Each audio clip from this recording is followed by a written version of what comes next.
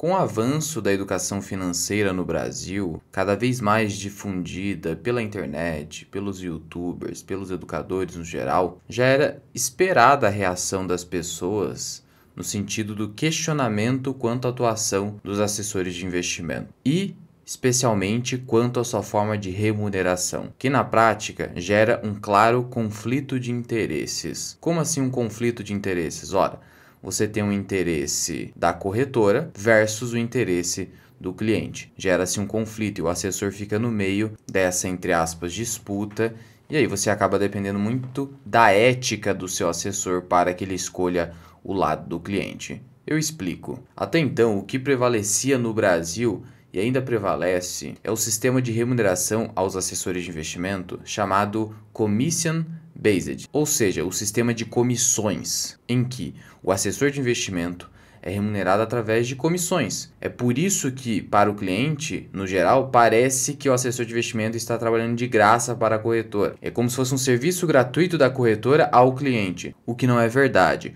porque o assessor de investimento é remunerado junto com a corretora através das taxas de corretagem, naquelas corretoras em que há corretagem, e também através das taxas invisíveis, especialmente o rebate. O que é o rebate, Luan? O rebate é, como eu disse, uma taxa invisível onde a corretora e o assessor de investimento não são remunerados diretamente pelo cliente, mas por um terceiro que esteja se utilizando da plataforma da corretora para a distribuição do seu produto. Então veja, nós temos ali um fundo de investimento que acabou de ser lançado no mercado, ou um fundo de investimento ruim, em que não se está conseguindo distribuir bem o seu produto. Aí ele procura a XP e diz o seguinte: distribua o nosso fundo de investimento na sua plataforma que nós iremos te pagar um pedaço da taxa de administração. Então a taxa de administração que o cliente vai acabar pagando para o fundo, um pedaço vai para a corretora e para o assessor de investimento. E naturalmente os piores fundos serão aqueles que vão pagar mais rebate. Ou fundo da própria corretora, por exemplo, o BTG Pactual distribuindo seu próprio fundo. Não que o fundo seja ruim, mas no geral terá taxas ali elevadas e o assessor de investimento será remunerado. Então esse é o rebate. É um pedaço da taxa de administração, por exemplo, que vai para a corretora e para o assessor de investimento. Ou então, quando há um CDB, em que o CDB tem lá uma taxa de rentabilidade na tela do seu aplicativo de 15%. Em um cenário em que você consiga um de 15%. Na verdade, a rentabilidade desse CDB é maior, porque um pedaço que está oculto de rentabilidade está indo para a corretora e para o assessor. Então, nesse caso de 15%, provavelmente o CDB, na verdade, rende 18%. Veja, a corretora distribui produtos de terceiros. Então, se ela tem um CDB do Banco Máxima, de novo a 15%, talvez esse CDB esteja, na verdade, rendendo 17%, 18%, só que esses 2%, 3% ocultos do cliente está indo diretamente para a corretora e para o assessor de investimento. E veja, aqui estamos falando de uma alta rentabilidade. E uma alta rentabilidade geralmente está associada a um alto risco, só que isso acaba não sendo informado para o cliente. Sendo assim, você já deve ter percebido onde reside o conflito de interesse. Nessa relação jurídica, você tem cliente, assessor de investimento, que é o preposto da corretora, corretora e o dono do produto que está distribuindo na corretora, ou a própria corretora é o dono do produto. Dessa forma, o assessor de investimento, na teoria,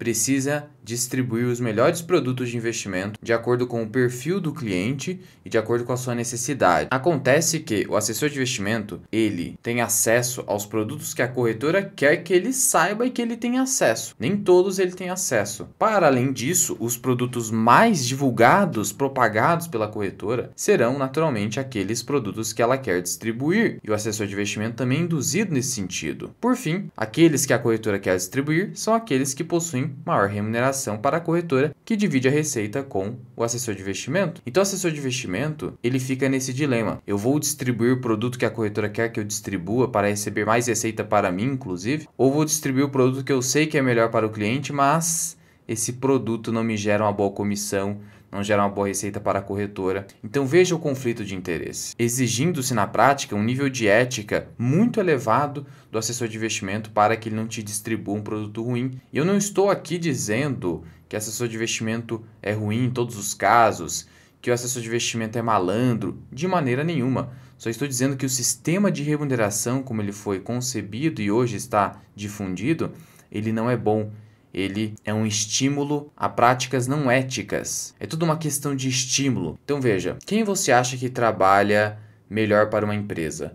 Um funcionário que tem um salário puramente fixo, em que ele não vislumbra a necessidade de trabalhar mais horas do que está no contrato de trabalho, porque ele vai ter uma remuneração fixa, ou um funcionário que tem uma remuneração variável, um funcionário que recebe bonificações, que recebe participação nos lucros. Aqui fica claro que é o segundo funcionário, porque ele vai se esforçar mais, vai trabalhar muito mais. Então, quando você tem um estímulo comportamental adequado, você é direcionado para uma finalidade. Mesma coisa aqui nos assessores de investimento. Os assessores de investimento que seguem pelo sistema de comissões, eles têm um direcionamento de entregar melhor resultado para a corretora, não para o cliente. Então aqui está o problema.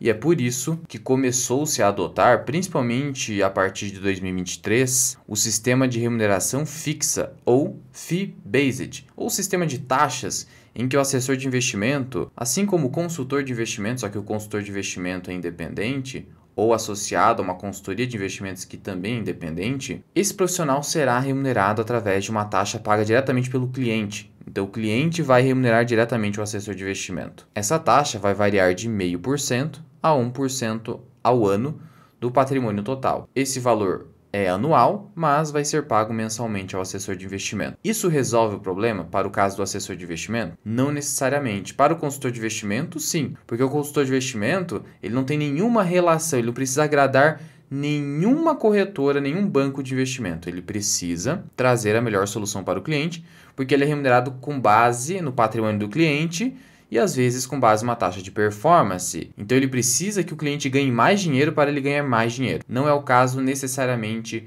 do assessor de investimento. Por quê? Porque, como bem dito nesse artigo escrito pela Luciana Seabra, o sistema de FII fixo, que é a remuneração fixa do assessor de investimento, não resolve o problema do conflito de interesse. E por que ela diz isso? Ela diz isso porque, muito embora haja uma remuneração fixa para o assessor de investimento nesses contratos de FII fixo, a remuneração da corretora continua sendo por meio de rebate e corretagem, de tal modo que, basicamente, na prática você está isentando a corretora de remunerar o assessor de investimento e ela vai ficar com toda a grana gerada pelo rebate ou vai repartir alguma coisa com o assessor de investimento, o que não fica muito claro. E ela vai acabar, de novo, priorizando produtos de investimento que geram os maiores rebates e vai passar isso para o assessor. Então, o conflito de interesse, como ela bem pontuou, não é resolvido pelo sistema de taxa fixa. O conflito de interesse, ao que aparenta, acaba sendo gerado justamente pela relação que o assessor tem com a corretora. Então, a relação jurídica de dependência estabelecida do agente autônomo com a corretora, esse é o conflito de interesse, porque a corretora precisa ser remunerada de alguma forma e ela vai usar o agente dela, o agente autônomo, que não é bem autônomo assim, só é autônomo porque não tem um contrato de trabalho, para justamente distribuir o produto de investimento que melhor lhe beneficie. Não estou aqui demonizando as corretoras. É bem melhor você investir por uma corretora do que um bancão no geral. Você vai ter mais economia. Só estou dizendo que ela vai defender o lado dela. O cliente é o produto dela, então ela vai extrair o máximo de remuneração desse cliente. Por isso, entenda, é muito difícil você eliminar o conflito de interesse do assessor. Razão pela qual vou te dar aqui alguns sinais, caso você utilize o assessor de investimento, em que o assessor de investimento poderá não estar te distribuindo o melhor produto. E aí você precisa ficar esperto ou esperta com isso. Ah, Luan, posso abandonar um assessor de investimento? Não me sinto seguro de ter um? Você pode, você não é obrigado, é um serviço a mais. Mas veja, eu particularmente utilizo um assessor de investimento, mas eu utilizo para me auxiliar nas operações que eu faço em bolsa de valores, em renda fixa, para me trazer informações. Então eu utilizo o assessor de investimento não para receber recomendações, mas sim para me ajudar no operacional, para eu tirar alguma dúvida. Então, é nesse sentido que eu acabo utilizando o assessor de investimento. De tal modo que os produtos que eu vou ter na minha carteira, eu mesmo escolhi. Ele pode até fazer uma indicação ali, eu vou avaliar previamente, e aí sim, minha carteira será montada por mim, e aí ele vai receber a remuneração dele, alta ou baixa, mas de acordo com o que eu acabei definindo. Então, o ideal é você seguir por esse caminho. De todo modo, se você ainda depende muito de um assessor de investimento, porque ainda não se sente avançado para fazer as próprias escolhas, vão aqui os sinais. A primeira situação em que você tem que ficar muito esperto ou esperta ocorre quando o assessor de investimento indica um fundo de investimento da própria corretora ou quando indica um fundo de investimento com taxa de administração superior a 1,5%. Porque veja, no geral, no mercado de fundos de investimento, você vai ter remunerações do gestor que variam de 0,5% a 1,5%. 1,5% seria o máximo que eu aceitaria pagar por um fundo de investimento, exceto se ele apresentar um alfa espetacular histórico com baixo risco. E aí você teria que avaliar um indicador chamado índice de Sharpe. Não faz parte do escopo desse vídeo explicar sobre isso, mas veja, não basta ele vir te indicar um fundo de investimento com uma taxa alta, você precisa fazer uma avaliação bem adequada. Ah, Luan, mas como eu vou saber qual é a taxa de administração? Às vezes o assessor não me diz, só vai me indicar o nome e o retorno histórico, geralmente é isso que acaba acontecendo. E o que você pode fazer é ir no seu buscador, digitar Fundos Ambima Data, clicar no primeiro link e aqui no site da Ambima, onde você reúne dados oficiais de fundos de investimento e outros produtos, você já vai ter aqui de cara alguns fundos de investimento. Você então vai aqui na barrinha de pesquisa e pesquisar o nome do fundo de investimento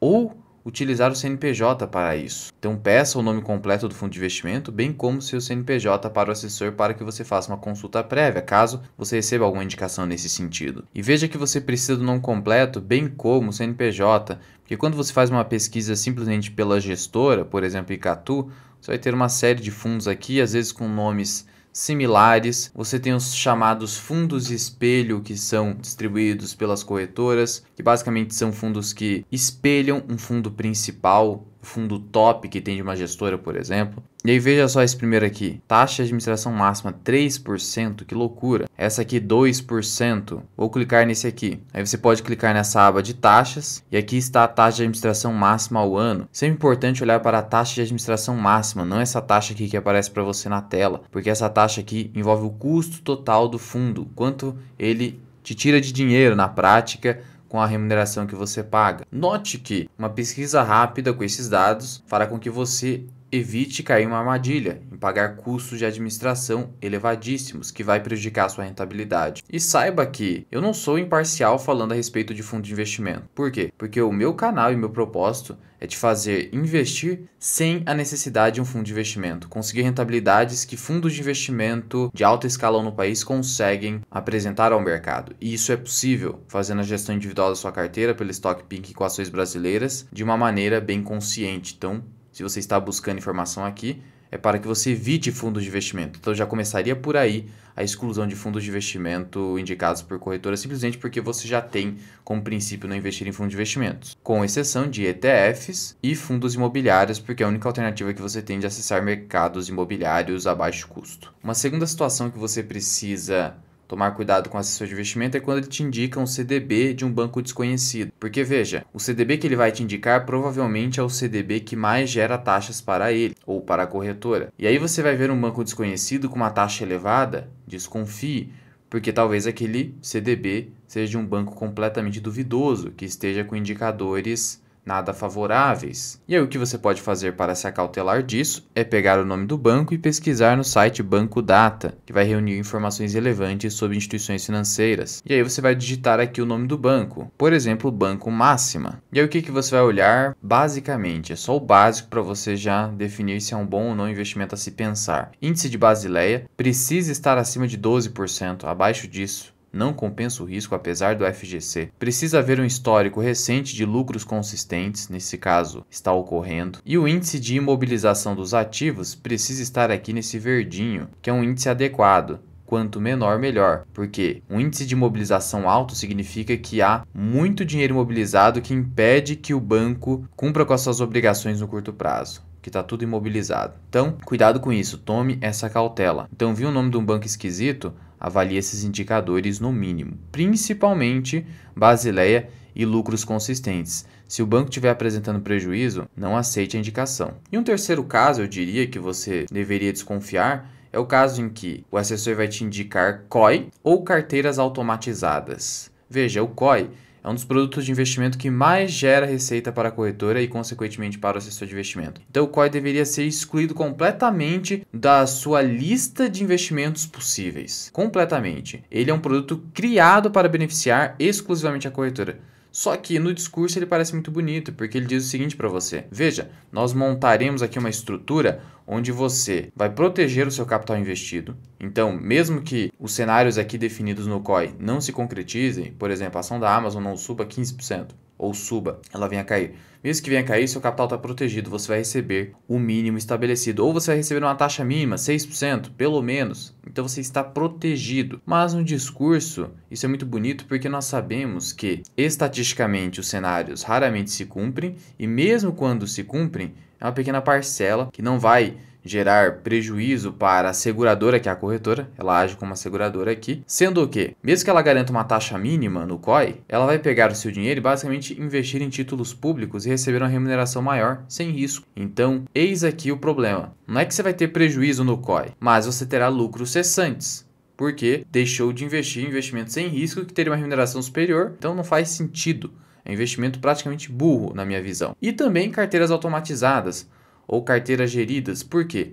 Porque quanto mais você gira uma carteira, mais ela gera remuneração para a corretora. Principalmente corretoras com assessores de investimento, em que o assessor de investimento precisa ser remunerado, porque tem toda uma estrutura mais custosa. Existem as corretoras que não têm assessores, por exemplo, a Clear Corretora não tem. E aí o custo é menor. Mas veja, quando você está lidando com um assessor de investimento, ele quer gerar corretagem. E a remuneração dele, parte da remuneração dele da corretora. Então, a sua carteira automatizada vai ficar sendo girada com critérios que, se você estudasse um pouco mais, não concordaria. E provavelmente a sua rentabilidade não será satisfatória, você perderá para um índice de dividendos da B3, por exemplo, se for uma carteira de dividendos automatizada. Então veja que essas seriam as situações básicas em que você deveria desconfiar do seu assessor. E veja, mesmo que o seu assessor faça isso, faça alguma indicação nesse sentido, não demonize. Como eu disse, o sistema acaba o impelindo a buscar esse tipo de remuneração. Não é culpa do assessor de investimento. Ele é direcionado para isso, porque se ele só agir exclusivamente de forma ética, ele vai ganhar muito pouco dinheiro. E você, indivíduo, quer maximizar a sua remuneração. Não sejamos hipócritas aqui. Até porque muitos daqueles que apontam o dedo e dizem, como assim ele não é ético porque ele indica produtos de investimento ruins, estes, no lugar do assessor, agiriam da mesma forma, ou até pior. Então, cuidado com isso, entenda que é um problema estrutural, que é um conflito de interesse gerado do próprio sistema de vínculo corretor e assessor de investimento. De todo modo, o sistema de fee-based pode minimizar esses danos em face do cliente, mas não deve eliminar o conflito de interesse pelos motivos que nós falamos. E de novo, pode sim, e até deve, utilizar o seu assessor de investimento para que ele economize tempo para você, porque ele economiza o meu tempo com muitas coisas que ele acaba fazendo, automatizando algumas coisas que eu quis fazer. Apenas tenha o seu filtro, o seu senso crítico que você vai adquirindo com a educação financeira. E se esse vídeo te ajudou de alguma forma, clica aqui embaixo no botão de gostei, se inscreve no canal, ativa o sininho para receber outros vídeos e compartilhe esse vídeo com seus amigos. Muito obrigado por ter ficado comigo até aqui. Eu sou o Luan, esse que é o canal Mirai Invest. Até o próximo vídeo. Fui!